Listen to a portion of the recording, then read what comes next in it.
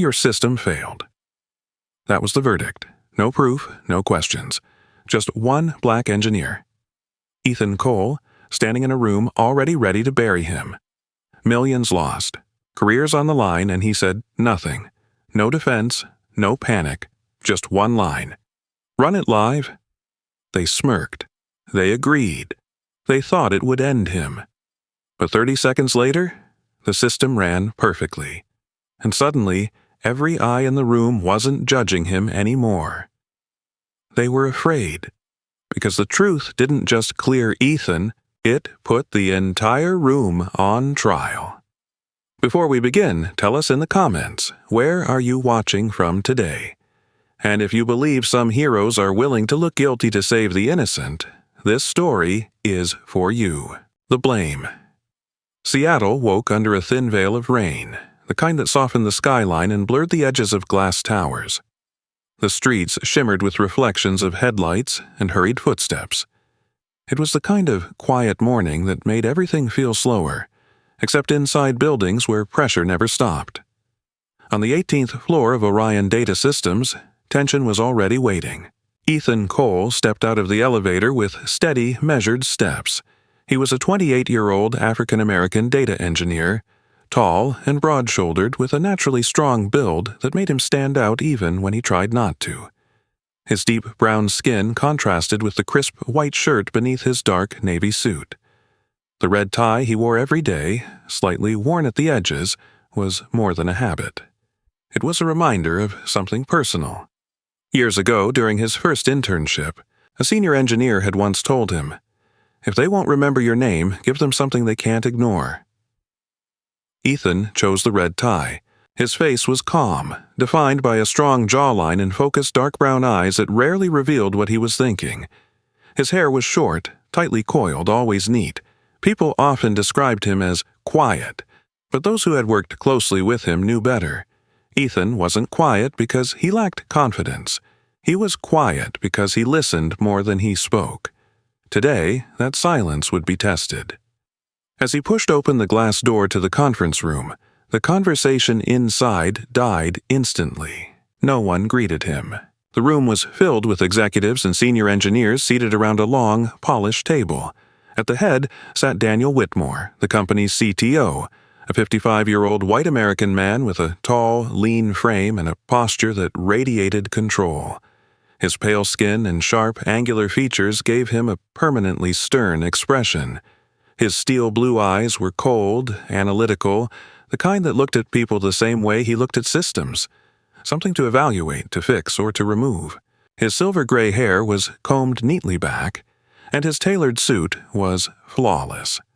Whitmore had built his career on efficiency and results, and over the years that focus had hardened into something less forgiving. Mistakes, to him, were not learning opportunities, they were liabilities. To his right sat Sarah Mitchell, a 42-year-old operations manager. She was a white American woman of medium height with a slim, composed figure. Her blonde hair was tied in a tight bun, and her light green eyes moved quickly, always scanning, always calculating. She wore a fitted charcoal blazer and carried herself with the quiet precision of someone who had spent years climbing through a system that never gave her anything easily. Sarah believed in structure, in accountability, in clear lines of responsibility. But beneath that professionalism, there was a habit she rarely noticed anymore. She trusted patterns, and sometimes those patterns included assumptions she never questioned. Around the table were others, senior engineers, product leads, analysts, all watching, and on the massive screen behind them, a graph was collapsing. User activity had dropped sharply, like a cliff falling into darkness. Millions of users gone within hours, revenue bleeding in real time. Red error logs scrolled endlessly beside the graph, a cascade of failures that looked almost alive. At the center of those logs, one name repeated: Ethan Cole. No one needed to say it out loud, but Whitmore did. "Your system caused this." His voice was calm, controlled, final. There was no presentation, no breakdown of events, no timeline, just a conclusion delivered as fact. Ethan didn't move right away. He stepped forward slowly, eyes fixed on the screen, not on the people in the room. He studied the graph, the logs, the timestamps, absorbing everything in silence. Behind him, a few engineers shifted in their seats. One of them, a young white male developer named Kyle Harris, leaned slightly toward the colleague next to him. Kyle was in his late 20s, average height with a slim build and short brown hair that always looked slightly rushed, as if he had more important things to think about than appearances. His voice dropped to a whisper. "Risk hire," he muttered, barely moving his lips. The words were quiet, but not invisible. The colleague next to him didn't respond, just kept his eyes on the screen. At the far end of the table, Lena Park sat with her hands folded tightly in front of her laptop. She was a 24-year-old Korean-American support specialist, small in frame, with a delicate, almost fragile appearance. Her straight black hair fell neatly to her shoulders, and her soft oval face was framed by thin glasses that reflected the glow of the screen. Her dark brown eyes were sharp, observant, constantly moving between data points. Lena had always been the kind of person who noticed details others missed, but she rarely spoke up. Not because she lacked insight, but because she had learned over time that being the youngest in the room often meant being the least heard. Today, something about the logs didn't sit right with her, but she stayed silent, just like everyone else. Except Ethan. Or rather, Ethan's silence was different. Whitmore leaned back slightly, watching him. "Well?" he asked. The room tightened. This was the moment everyone expected. An explanation, a defense, maybe even panic. Instead, Ethan spoke. Not loudly, not quickly, just clearly. "Give me full access to the system logs." No apology, no denial. Just a request. For a brief second, no one reacted. Then Sarah frowned slightly, exchanging a glance with Whitmore. It wasn't what they expected. It wasn't how people usually responded when they were cornered. Most people rushed to defend themselves. Ethan didn't. That made it worse. Whitmore's expression hardened almost imperceptibly. "You'll have access," he said. "But understand something, Ethan. The damage is already done." The implication was clear. This wasn't about finding the truth anymore. It was about confirming it. Ethan nodded once. He didn't argue, didn't push back, didn't even look at the people who had already decided his role in this story. Instead, he turned slightly, his gaze moving across the room, not searching for support, not asking for understanding, just observing.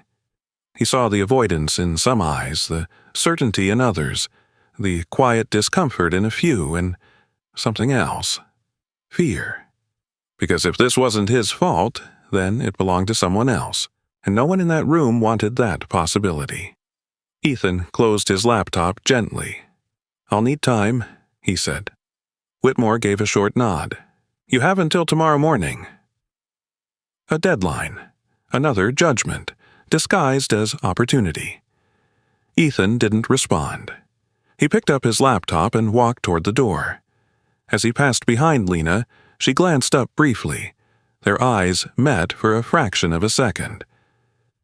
In that moment, she saw something she hadn't expected. Not fear, not confusion, focus. It unsettled her more than anything else. Ethan left the room without another word. The door closed softly behind him. Inside, the conversation resumed almost immediately. Voices low, controlled, but carrying an undercurrent of urgency. Outside, the hallway felt quieter, but the weight followed him. For a moment, Ethan stood still, looking out through the glass wall at the rain-covered city below. Seattle blurred into gray. He exhaled slowly. Then he walked back to his desk, not to defend himself, but to find the truth. The night shift. By the time the sun disappeared behind Seattle's gray skyline, the office had begun to empty. One by one, monitors went dark, chairs rolled back, conversations faded into silence. But not on Ethan Cole's floor. He was still there. Seated in front of 3 monitors, shoulders slightly hunched but steady, his red tie loosened just enough to breathe. The cold glow of the screens painted his face in shifting lines of white and blue. On the desk beside him sat a paper cup of coffee, untouched, gone cold hours ago. Ethan didn't notice. Lines of logs streamed endlessly across his screen, timestamps, IP addresses, system calls stacking over each other in a flood of information. To most people, it would look like chaos. To Ethan, it was a language. He wasn't just reading data, he was listening to it. Each line told a story. Each timestamp whispered sequence. Each anomaly left a trace, if someone was patient enough to hear it. And Ethan was patient.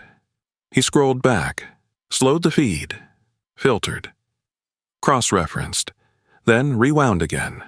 The office around him faded into the background. Time lost its shape. Somewhere deep in the system, something wasn't adding up. But he didn't chase conclusions. Not yet. Across the building, on a lower floor where fluorescent lights flickered faintly, Marcus Reed pushed a janitor's cart slowly down a quiet hallway. Marcus was 62 years old, a tall but slightly stooped African-American man with a weathered face and tired eyes that had seen more than most people in that building would ever notice. His hands were rough, calloused from decades of work, but steady. His uniform was simple, gray shirt, dark pants, but always clean, always neat. He moved with the quiet rhythm of someone who had learned long ago how to exist without drawing attention. Most people in the company didn't know his name. They just knew the floors were always clean. What they didn't know was that Marcus hadn't always been a janitor. 30 years ago, he had been a maintenance technician in a manufacturing plant, fixing machines, tracing faults, understanding systems not so different from the ones upstairs. But after the factory closed, after layoffs and time wore down opportunities, he took the job that was available. And he stayed, because life didn't always offer second chances. Marcus stopped outside the server hallway, glancing at the glass door out of habit. The red security light blinked steadily. Everything looked normal, but as he began wiping the floor, something stirred in his memory. The night of the incident. He hadn't thought much about it at the time, just another shift, another quiet hallway. Except someone had been there. Marcus paused, leaning slightly on the handle of his mop. He could see it clearly now. A man walking quickly toward the server room, not running, but fast enough to feel wrong. Head slightly down, shoulders tense, avoiding eye contact. Marcus had nodded politely, like he always did. The man didn't nod back, didn't say a word, just kept walking. Marcus had assumed it was someone working late. People did that all the time. But now, something about it didn't sit right. He frowned slightly, then shook his head. It wasn't his place to question things. No one ever asked him anything anyway. So he kept cleaning. Upstairs, Ethan leaned closer to his screen. He replayed a segment of logs again. There. A small inconsistency, a timestamp that didn't align perfectly with the rest. It was subtle, easy to miss, but it was there. Ethan didn't react immediately. He highlighted the lines, cross-checked them against another data set, then pulled up a separate system view. His fingers moved calmly across the keyboard. Still no panic. Still no rush, just focus. A few floors above, in a quiet corner office lit only by a desk lamp, Rachel Kim sat alone. Rachel was a 31-year-old Korean-American cybersecurity engineer, medium height with a lean, practical build. Her straight black hair was tied loosely at the back, a few strands falling naturally around her face. Her features were sharp but understated, her dark brown eyes alert and constantly analyzing. She wore a simple dark sweater over a collared shirt. Nothing flashy, nothing designed to stand out. Rachel didn't like attention. She liked accuracy. Earlier that day, she had sat in the same meeting as Ethan, and like many others, she had watched the blame land quickly. But unlike most, she hadn't accepted it, because something about the logs had bothered her. Not the error itself, the shape of it. Now, she scrolled through access records from a different angle. Security logs, entry points, permission changes. Her screen displayed a timeline of system access. At first glance, everything looked clean. But Rachel had learned something early in her career. Systems rarely failed loudly. They failed quietly, in the spaces people ignored. She zoomed in, adjusted filters, rebuilt the timeline. And then, she saw it. A gap, not an obvious one, just a slight irregularity in access patterns. Someone had entered the system outside of expected behavior. Not enough to trigger alarms, but enough to leave a trace. Rachel leaned back slightly, eyes narrowing. She had raised concerns like this before. In meetings, in reports, and more often than not, they were dismissed. Too theoretical. Not urgent. Focus on confirmed issues. It had taught her something. If you wanted people to listen, you needed proof they couldn't ignore, so this time she didn't say anything. Not yet. Back at his desk, Ethan ran another query. The anomaly appeared again. Same pattern, same misalignment. It wasn't random. And that meant one thing. It wasn't a system failure, it was behavior. Intentional or not, something had interfered. Ethan sat back slightly, his eyes scanning the data one more time. For a brief moment, the room was completely silent. Then he reached for the cold coffee, took a small sip without reacting to the taste, and returned to the screen. He didn't smile, didn't show relief, because he wasn't finished. Not even close. Somewhere down the hallway, a motion sensor light flicked off as another employee left the building. The night deepened. Inside Orion Data Systems, 3 people remained awake for different reasons. Ethan, searching for truth inside data. Marcus, holding a memory he didn't realize mattered. Rachel, watching a pattern no one else had seen. None of them spoke. None of them knew how their pieces connected. But the story was already forming. Quietly, line by line. Patterns. By morning, the rain over Seattle had stopped, but the city still looked washed in gray. Thin clouds hung low between the buildings, and the windows of Orion Data Systems reflected a sky that seemed unable to decide whether the storm was over or only waiting. Inside the support department, Lena Park had already been awake for hours. She sat at her desk with 2 monitors open, a headset resting around her neck and a half-finished bottle of water beside her keyboard. Her dark brown eyes moved quickly between customer reports, outage tickets, and internal dashboards. Lena was only 24, one of the youngest people on the customer support escalation team, but she had a habit that made her better than most of the senior analysts around her. She didn't just count complaints. She studied them. Lena had learned this from her mother, who once ran a small pharmacy in Tacoma. When Lena was a teenager, her mother taught her that upset people often described symptoms, not causes. A customer might say the medicine was wrong, when the real problem was dosage. A patient might blame the bottle, when the real issue was timing. Lena carried that lesson into tech. Users reported what they felt. It was her job to find what the system was actually doing. And now, the users were not behaving like victims of a broken data pipeline. They were behaving like people being sent to the wrong place. She opened one ticket, then another, then another. A gaming client in Portland, a finance startup in Denver, a hospital scheduling platform in Phoenix. Different industries, different account sizes, different usage patterns, but the failure points were grouped, clustered. Lena leaned closer to the screen. "That's not corrupted data," she whispered. "That's rerouted traffic." She froze for a second, as if saying it out loud made it dangerous. Because if the traffic was being rerouted, then Ethan's data service might not be the source of the failure. It could have been receiving bad instructions from somewhere else, a network rule, a routing layer, a configuration shift, something outside his code. Before she could investigate further, a shadow fell over her desk. Mark Reynolds stood behind her, holding a tablet in one hand. Mark was a 39-year-old white American support manager, medium height with a compact build and a carefully polished appearance. His brown hair was parted neatly, his face clean-shaven, his smile professional but never warm. He wore a navy vest over a dress shirt, the kind of outfit that made him look approachable from a distance and controlling up close. Mark believed support teams existed to absorb pressure quietly. Years earlier, during a major outage at another company, he had spoken up against a senior executive and lost a promotion because of it. Since then, he had built his career on staying close to power and far away from risk. "What are you working on?" he asked. Lena minimized nothing.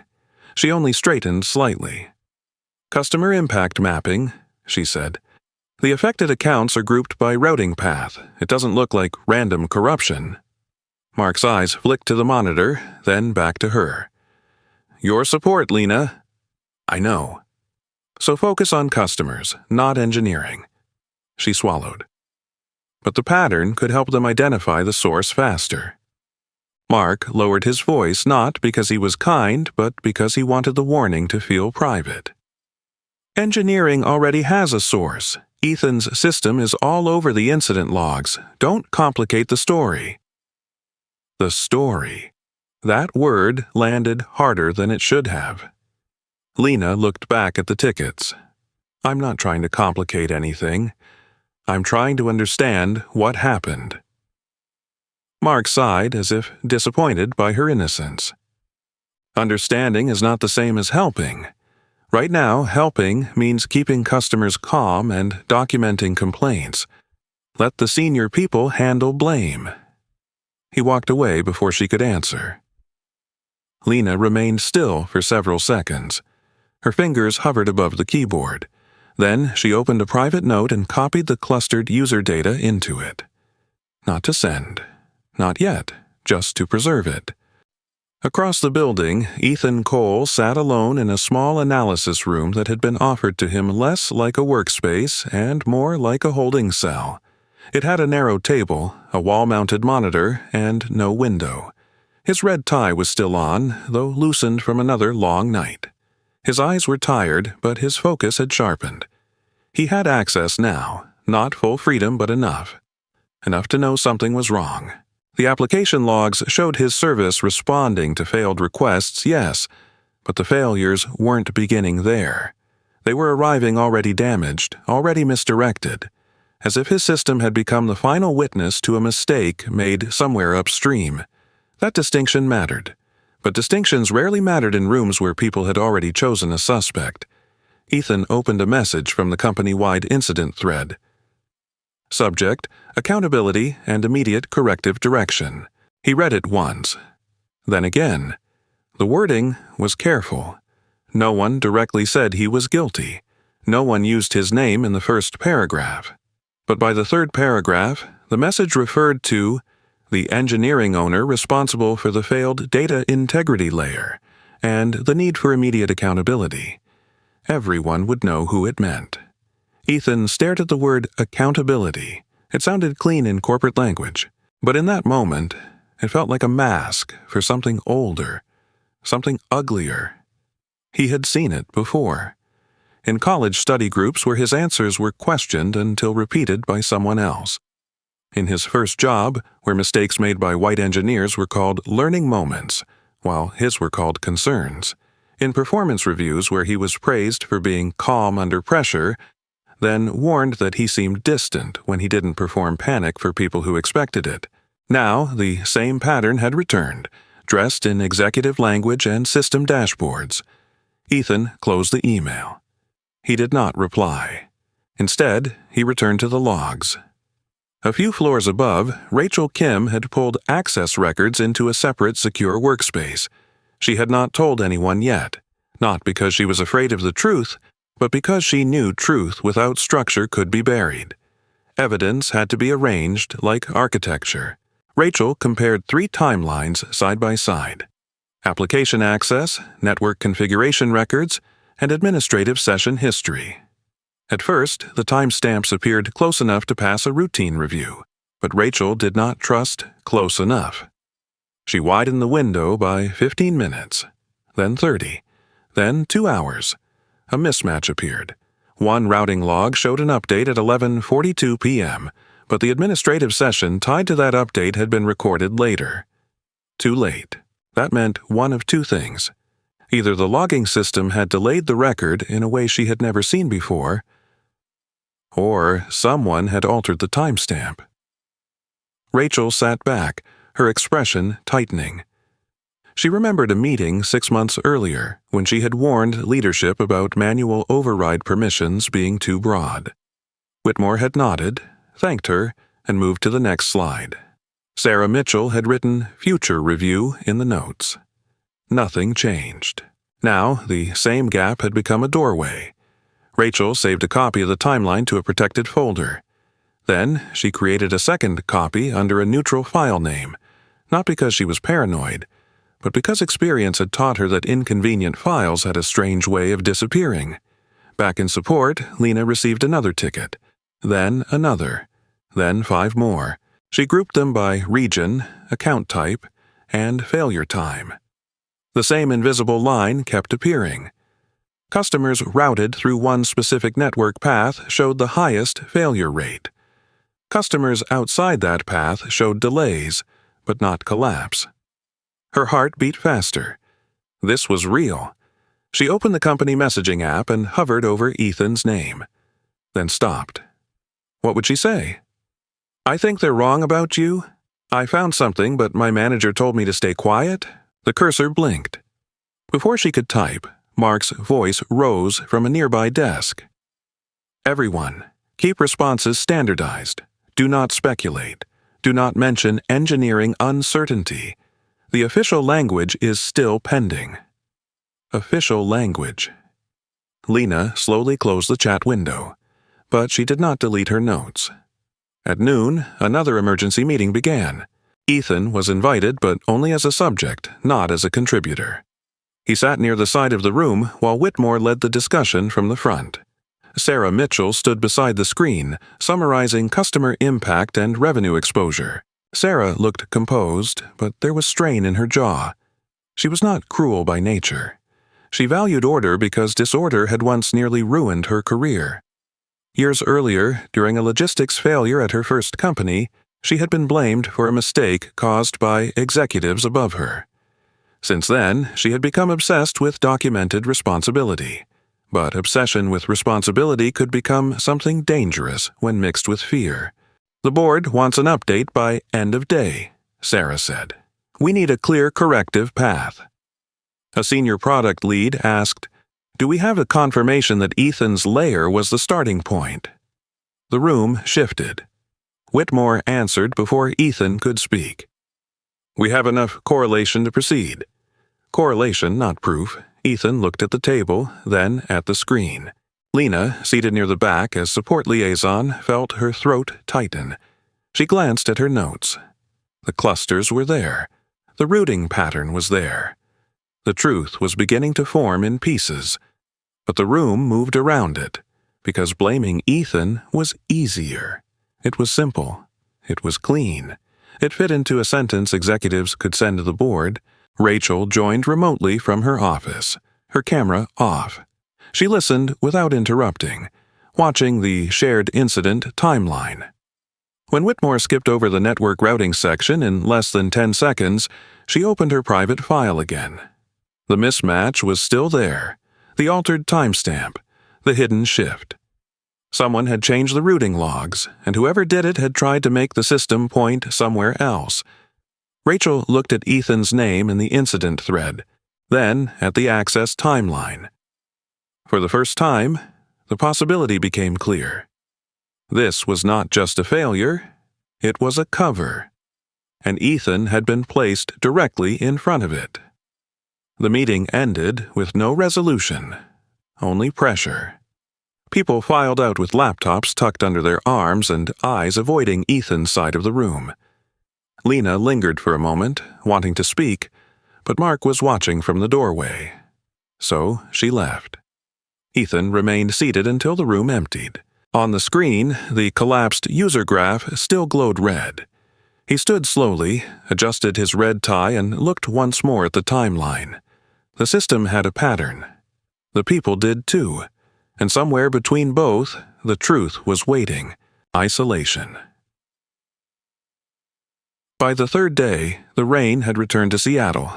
Not heavy, but constant. a quiet drizzle that seemed to settle into everything.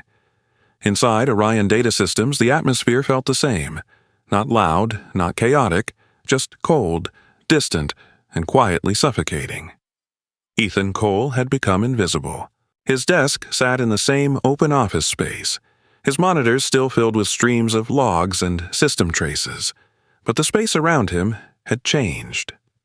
Chairs that used to be occupied nearby were now empty. Conversations that once included him now curved around him, redirecting like traffic avoiding a blocked lane. No one sat near him. No one spoke to him. It wasn't open hostility. It was something quieter. Avoidance. Across the aisle, 2 engineers lowered their voices when he stood up to get water. A product analyst who used to greet him every morning now kept her eyes on her screen as he passed. Even Kyle Harris, who had whispered "risk hire" 2 days earlier, now avoided looking in his direction at all. Ethan noticed, but he didn't react. His posture remained the same, upright, steady. His red tie was back in place, neatly tightened again as if routine itself was the only thing holding structure together. His face showed no frustration, no anger, only focus. That calm, unsettled people more than any argument could have. At 10 a.m., a calendar notification appeared on multiple screens across the office. Executive Incident Review, Restricted Attendance. Ethan's name wasn't on the list. He stared at the notification for a moment, then closed it. No reaction, but the message was clear. He wasn't just being blamed. He was being removed. Inside the conference room, Daniel Whitmore stood at the front, presenting updates to a smaller group of executives and senior leads.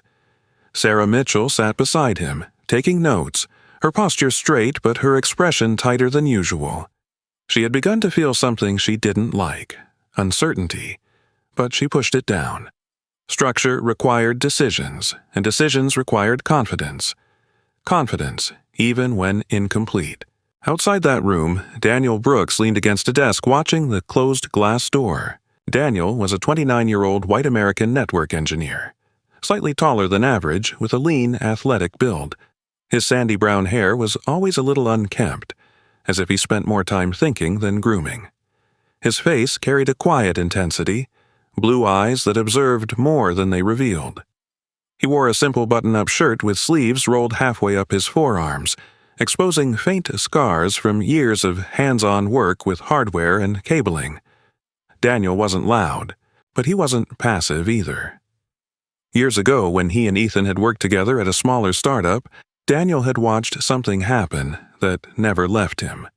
A system outage had occurred during a product launch, and without evidence, blame had quickly shifted toward Ethan. Not because Ethan's code was faulty, but because he was the newest, the least connected, the easiest to isolate. Daniel had stayed silent back then. He told himself it wasn't his place. He told himself it would resolve itself. It didn't. Ethan had fixed the issue alone, without recognition, and Daniel had carried the weight of that silence ever since. Now, watching history repeat itself, he didn't feel the same comfort in staying out of it. He walked over to Ethan's desk. For a moment, he stood there without speaking, as if giving Ethan the option to ignore him.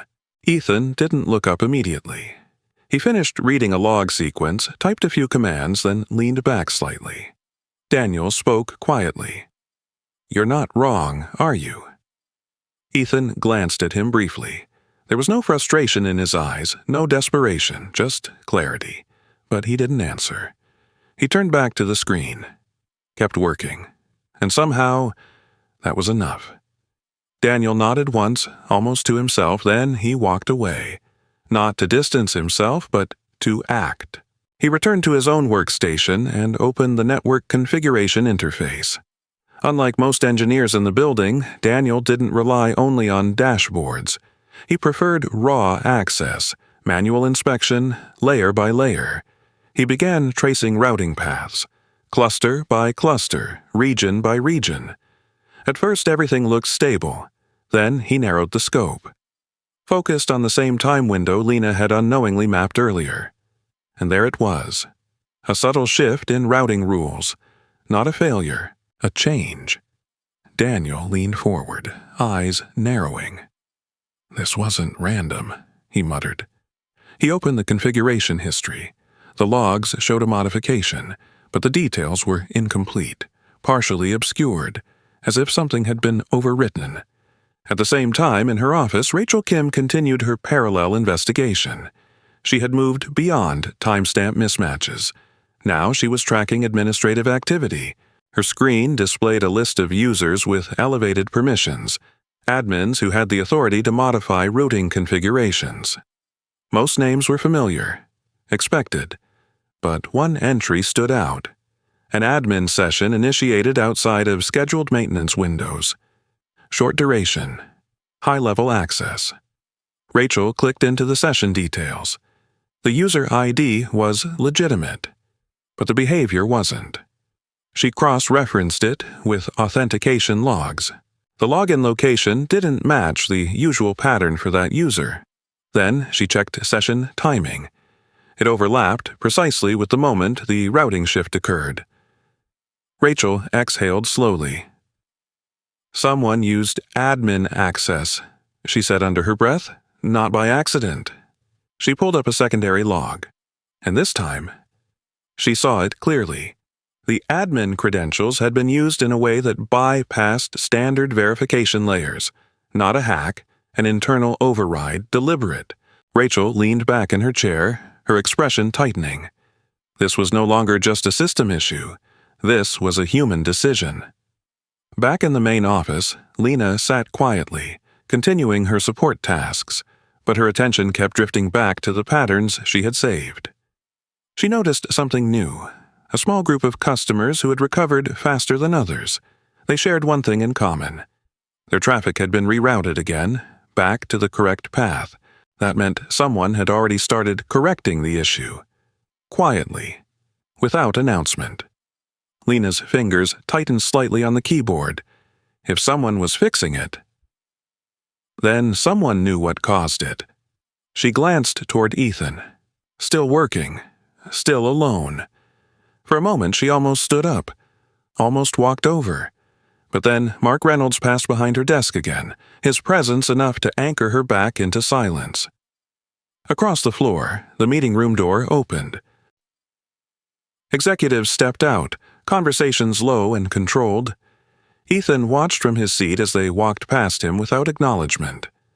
One of them, an older executive, paused briefly, looking at Ethan with an expression that wasn't quite judgment, but wasn't support either. Uncertainty. Then he moved on. Ethan returned to his screen.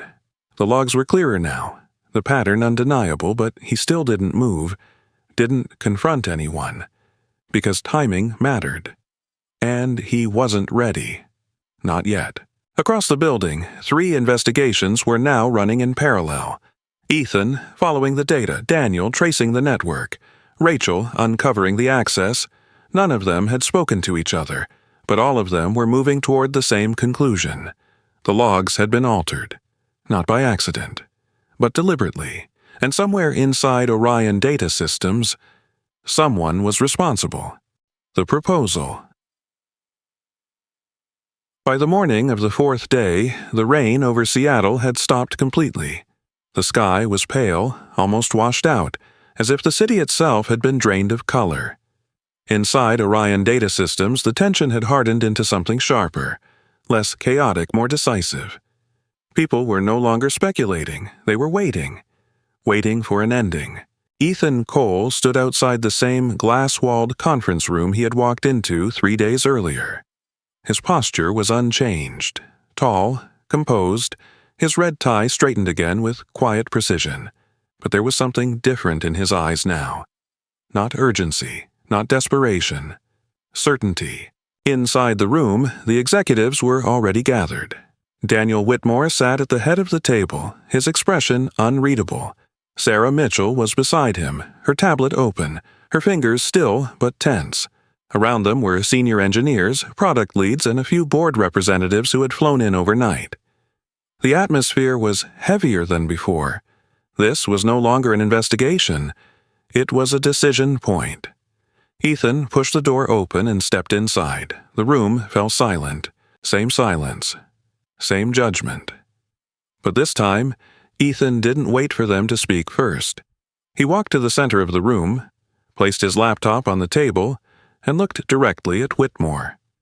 "I want a live system test," he said. "No hesitation, no build-up. Right now, in front of everyone." The words landed harder than anything he had said before. For a moment, no one reacted. Then, a ripple of quiet disbelief moved through the room. A board member leaned toward another, whispering under his breath, "Is he serious?" Another executive, a middle-aged man with a heavy build and a flushed face, leaned back in his chair and muttered just loud enough for those near him to hear, "Let him bury himself." The phrase hung in the air, quiet, but sharp. Ethan heard it. He didn't respond. Whitmore leaned forward slightly, his fingers steepled together. "You're asking us to risk a live environment," he said, "with the system already unstable." Ethan met his gaze. "The system isn't unstable," he replied calmly. "The path it's being sent through is." A few heads turned. It wasn't a full explanation, but it was enough to disrupt the narrative that had been building for days. Sarah's eyes flicked to the screen, then back to Ethan. "You're saying the failure isn't in your service," she said carefully. "I'm saying you're looking at the wrong layer." Silence again, but this time it felt different, less certain, more cautious. Whitmore studied Ethan for a long moment. He wasn't looking for confidence. He was looking for cracks, signs of hesitation, anything that would confirm what he had already decided. He didn't find it. Instead, he saw something more dangerous. Control. Finally, Whitmore nodded once. "You'll have your test." A pause, "But understand this, if you're wrong." He didn't finish the sentence. He didn't need to. Ethan nodded. "I understand." Across the room, Lena Park sat near the back, her laptop open, her fingers resting lightly on the keyboard. Her posture was tighter than usual, her breathing slightly uneven. She had been asked to prepare customer impact data for the test, real-time comparisons between affected and unaffected user groups. She had done the work. But now, as the moment approached, her hands trembled slightly, not from fear of failure, but from the weight of what she had seen. The clusters, the patterns, the truth that no one had wanted to hear. She glanced at Ethan. He didn't look at her, but somehow, she felt like he already knew.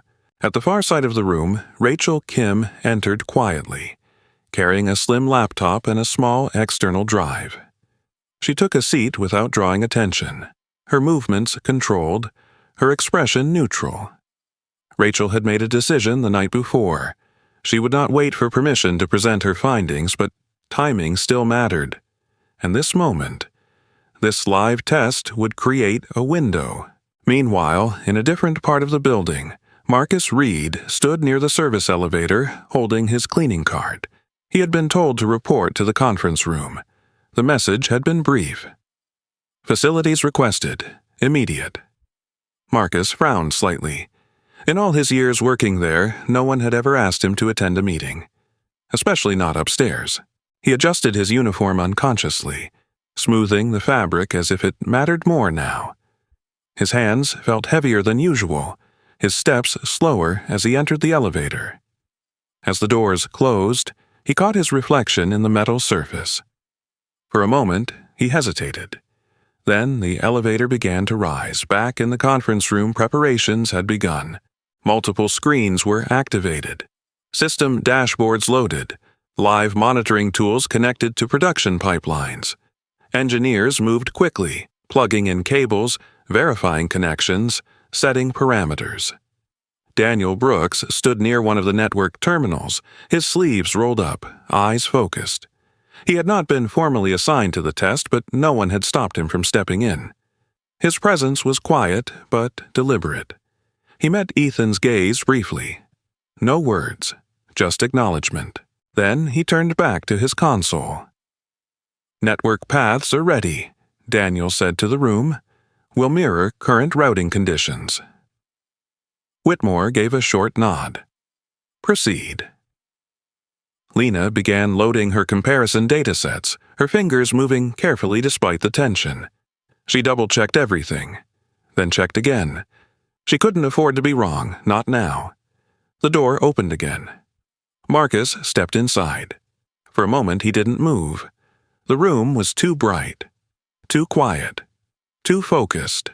Dozens of eyes turned toward him. He felt it immediately, the difference in space, in expectation. He wasn't invisible here, and that made him uncomfortable. Whitmore looked at him briefly, then at Sarah. You requested facilities. Sarah nodded, though her expression showed uncertainty.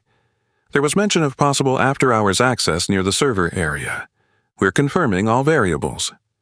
Marcus shifted slightly, gripping the handle of his cart. Yes, sir, he said quietly. His voice was steady, but his posture betrayed his hesitation.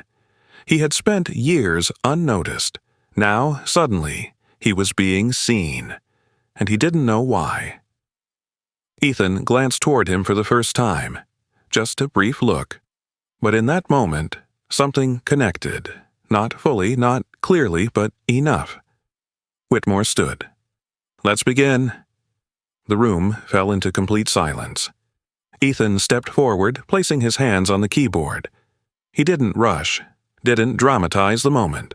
He simply prepared to work. Around him, screens glowed brighter, data streams waiting to come alive. For everyone else, this was a test, a risk, a final chance. For Ethan, it was something else. It was proof, and as the system stood on the edge of being restarted, the entire room leaned into the same quiet tension, waiting, not for what they believed would happen, but for what might. The truth. The system went live. At first, nothing dramatic happened. No alarms, no red warnings, no collapsing graph. Just a soft hum of machines, the faint tapping of keys, and the low glow of screens reflecting on tense faces around the conference room. Ethan Cole stood at the main terminal, shoulders steady, eyes locked on the live dashboard. His red tie rested neatly against his shirt, bright against the muted gray and blue of the room. He did not look victorious. He did not look afraid. He looked like a man who had waited long enough for the truth to stop hiding. Begin mirrored traffic, Daniel Brooks said from the network console. The test environment activated. Screens lit up. Data flowed. Perfectly. Green indicators moved across the dashboard one by one. Request success rates held steady. Response times stayed clean. The user graph remained stable. No collapse. No sudden drop. No corrupted data. For several seconds, no one spoke. The silence was different now. Before, it had been judgment. Now it was uncertainty. Daniel Whitmore leaned forward slightly, his steel blue eyes narrowing at the screen. Sarah Mitchell stopped typing notes. One of the board representatives slowly lowered his pen. Ethan's service was running, and it was running clean. Whitmore's jaw tightened. Run the load again. Daniel Brooks glanced at Ethan, then back to his console. Running second pass. More traffic moved through the system. More data, more live comparisons. Still nothing broke. No errors, no failures. No proof that Ethan's code had caused anything. At the back of the room, Lena Park stared at her own screen, her fingers frozen above the keyboard. Her customer impact comparison was updating in real time. The same user groups from the outage were being mirrored. The same traffic conditions were being simulated. But the failure was not appearing where everyone expected. Then she saw it, a familiar shape. Not in Ethan's service, not in the data layer, in the routing path. Lena's face changed. She swallowed once, then stood so quickly her chair moved back a few inches. The pattern, she said. The room turned toward her. Her voice trembled at first, but she forced herself to continue. The pattern is back, but it's not coming from Ethan's system. Whitmore looked sharply at her. Explain. Lena turned her laptop toward the room. Her hands were still shaking, but the data was clear. The affected users are clustered by routing path. When traffic passes through this network route, latency spikes and requests fail. When the same data bypasses that route, Ethan's service responds normally. A murmur moved through the room. Mark Reynolds, standing near the wall, looked suddenly pale. Lena glanced at him once, then continued. "This is not random corruption, it's rerouting behavior." Daniel Brooks leaned closer to his monitor. "She's right," he said. His voice was low but certain. "I'm seeing a routing chain reaction. One bad configuration pushed traffic into an overloaded path, then failed requests landed in Ethan's service logs. His system recorded the failures, but it didn't create them." The room changed again. Not completely, but enough. People began looking at the screens differently, not searching for confirmation of guilt anymore, but for the thing they had missed. Rachel Kim stood. She had waited for this exact moment. Her slim laptop was already connected to the side display. Her expression was calm, but her eyes carried the sharp focus of someone who had walked through doubt and arrived with proof. "There's more," Rachel said. Whitmore turned toward her. "What do you mean?" Rachel touched a key. A timeline appeared on the screen. "I reviewed the access records, routing logs, and administrative sessions from the night of the outage," she said. "The official logs show a configuration update at 11:42 p.m., but the admin session connected to that update was recorded later. The timestamps don't match." Sarah's face tightened. "Could that be a logging delay?" Rachel shook her head. "I considered that. I checked the backup records. The raw event order is different from the official log sequence." She moved to the next slide. 3 columns appeared: real access time, recorded access time, routing change. Rachel pointed to the mismatch. "Someone modified the routing logs after the change occurred." The room went completely still. Rachel continued step by step, never rushing. The admin user had elevated permissions. The session bypassed standard verification. It lasted less than 4 minutes. During that window, a manual routing configuration was changed. After that, the failure pattern began spreading. Daniel Brooks added, "And once the traffic started failing, the error records showed up downstream in Ethan's system." Rachel nodded. "Which made his service look responsible." Ethan remained silent, but now his silence was no longer being used against him. It had become a mirror. Across the room, a man near the middle table began to shift uneasily. His name was Peter Lawson, a 44-year-old white American infrastructure operations manager. He was medium height, slightly heavyset, with thinning dark blonde hair, pale skin, and tired hazel eyes that carried the exhaustion of someone who had spent months trying not to fall behind. He usually dressed neatly in gray sweaters and pressed slacks, but today his collar sat unevenly beneath his blazer. Peter was not known as cruel. He was known as anxious, defensive, and obsessed with performance numbers. For the past quarter, his team had missed uptime targets twice, and leadership had warned him that one more major incident could cost him his role. Now, his face had gone almost colorless. Rachel's eyes moved briefly toward him, then back to the screen. "There is security footage," she said. Sarah looked up sharply. "Footage?" Rachel nodded. "From the server hallway." Whitmore's voice lowered. "Play it." Rachel connected the file. The room watched as grainy black and white security footage filled the screen. The timestamp sat in the corner. The hallway outside the server room appeared empty at first. Then a figure entered the frame, a man walking fast. Head down, shoulders tight. He reached the server room door, scanned his badge, entered, and disappeared inside. Marcus Reed stood near the back of the room, his hands folded in front of him. He had been quiet the entire time, almost trying to make himself smaller, but when the footage appeared, his tired eyes widened. "That's him," Marcus said softly. Everyone turned. Marcus cleared his throat, uncomfortable under the sudden attention. "That's the man I saw that night. He came through fast, didn't look at me, didn't say anything." Rachel paused the footage. The image sharpened just enough. Peter Lawson. The room seemed to lose all air. Peter stood slowly, one hand gripping the table. "I was fixing a minor routing issue," he said, his voice uneven. "It was nothing. A small correction." Daniel Brooks turned from his console. "You changed a production route without a maintenance window." Peter's breathing grew heavier. "I was under pressure. My team had already missed targets. If the board saw another delay, my department would take the hit." Sarah stared at him. "So you altered the routing?" Peter's face tightened with panic and shame. "I thought I could fix it before anyone noticed." Rachel's voice stayed calm. "Then you edited the logs." Peter didn't answer. He didn't have to. The silence answered for him. Whitmore stood motionless, his expression no longer cold, but stunned. For 3 days he had directed every eye toward Ethan. He had treated the correlation as proof. He had allowed the room to mistake a black engineer's silence for guilt. And now, the evidence was standing in front of him. Clear. Step by step.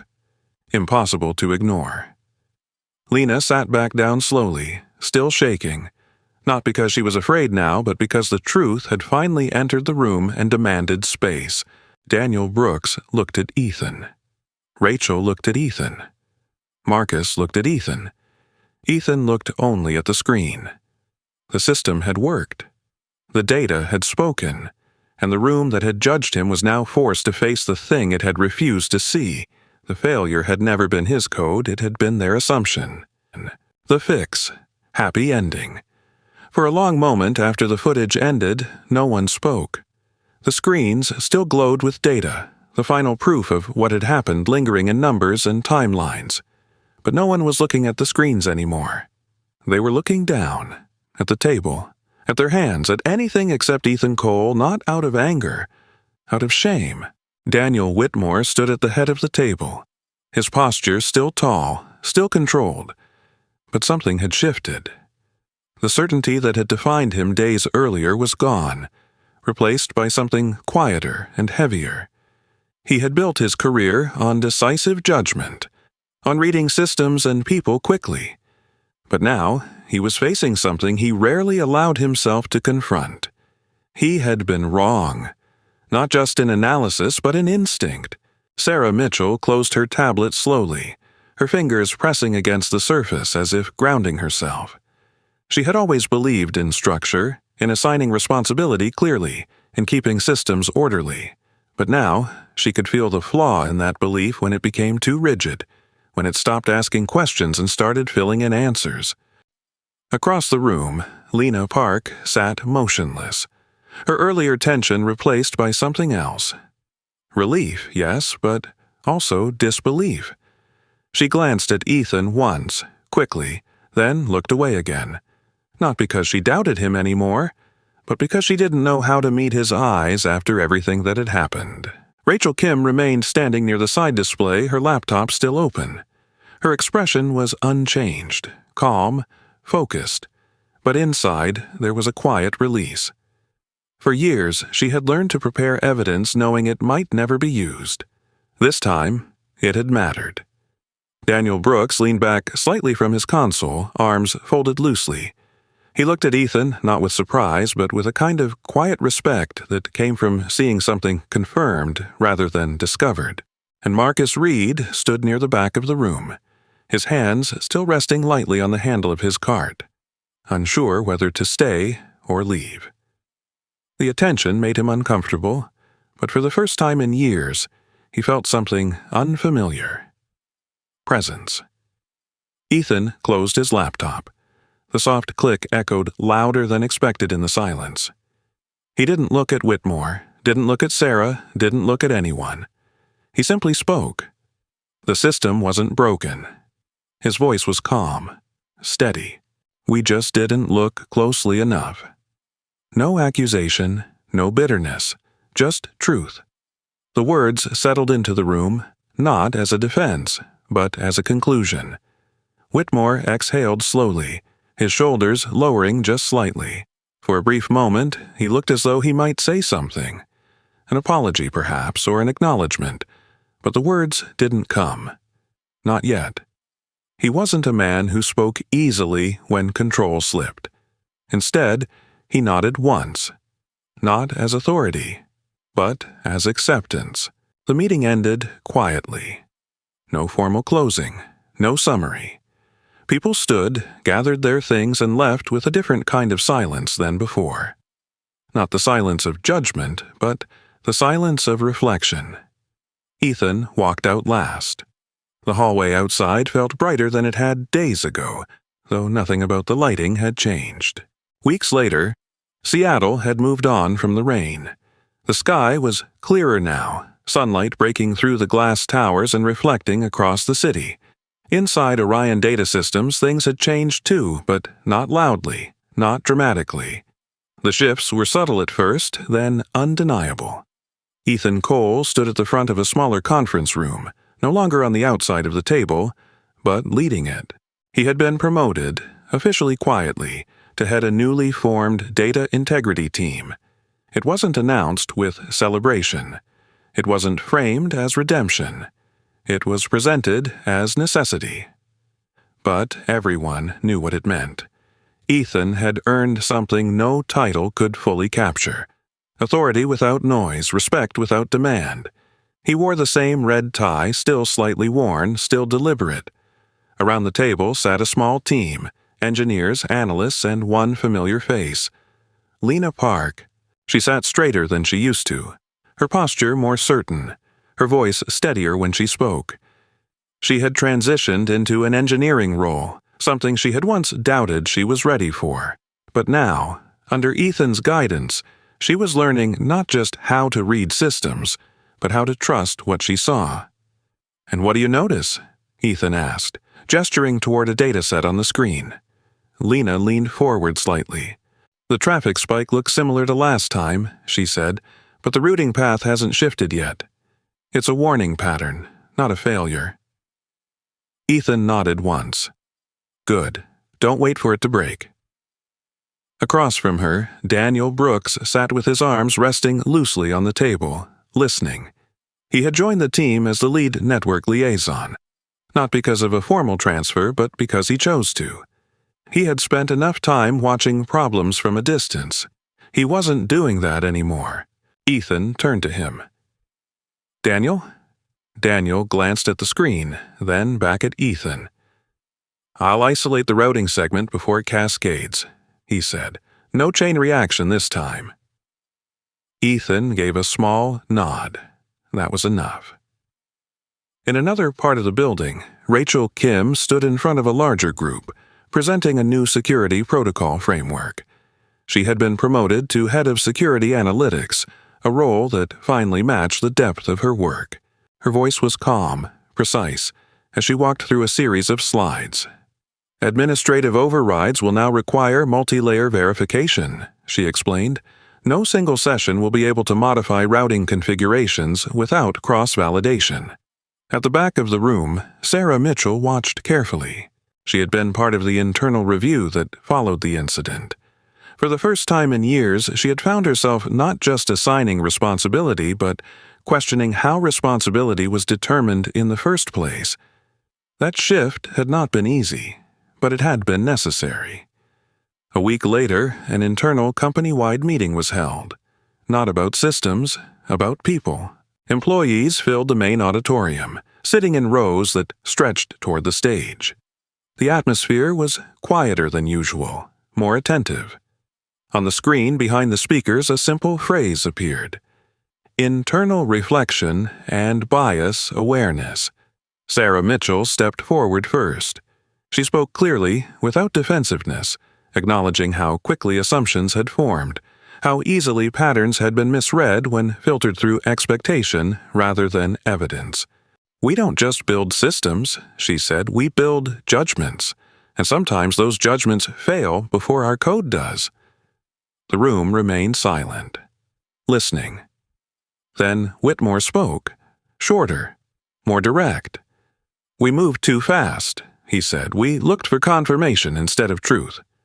For a man like him, that was enough. At the edge of the stage, Ethan stood, not as the center of attention but as part of the room. He had been asked to speak. He chose not to. He didn't need to. His work had already said everything. At the end of the session, something unexpected happened. Sarah called another name. Marcus Reed. There was a pause. People looked around, unsure. Then Marcus stood slowly from the side aisle. He wore the same uniform, the same quiet presence, but today the room saw him differently, not as background, as part of the story. He walked to the stage, each step careful, unsure. Sarah smiled. Not the controlled, professional smile she had usually wore, but something softer. "For years," she said, "Marcus has been part of this building in ways most of us never noticed. But during the incident, his observation helped to complete the truth." The room began to applaud, at first lightly, then stronger. Marcus stood still, eyes slightly wide as if unsure how to hold the moment. For the first time in years, he felt seen. Back in the hallway later that day, Ethan passed him. Marcus nodded. Ethan nodded back. No words. None needed. Inside Orion Data Systems, the changes continued. Policies were rewritten. Review processes adjusted. Assumptions questioned. Not just for systems, but for people. And in the quiet spaces between meetings and data streams, something new had taken root. Not perfection, but awareness. And this time, they were paying attention. This story reminds us that the truth is often quiet, and judgment is often loud. In our daily lives, we sometimes decide too quickly based on what we see on the surface. We assume, we label, and we move on without taking the time to truly understand. But just like Ethan, there are people around us who are misunderstood, overlooked, or judged unfairly simply because they do not speak the loudest or fit what others expect. Respect should never depend on status, position, or the color of someone's skin. Fairness begins with patience. Listening before judging is not weakness, it is wisdom. In our workplaces, in our communities, and even in our own homes, we all have moments where we can choose to be more thoughtful, more just, and more human. If you see someone being treated unfairly, do not stay silent. If you have the chance to support someone, take it. And if you are the one being judged, remember that the truth does not need to rush. It only needs the right moment to be seen. Let this story be a reminder to look deeper, to think twice, and to treat others with dignity every day. If this story touched your heart, please share it with someone who needs to hear it. Leave a comment below and tell us what you think. Subscribe to the channel for more stories that inspire and teach us how to live better lives. May God bless you and your family with wisdom, strength, and peace. If you believe in truth, justice, and standing strong even when the world doubts you, type Amen in the comments.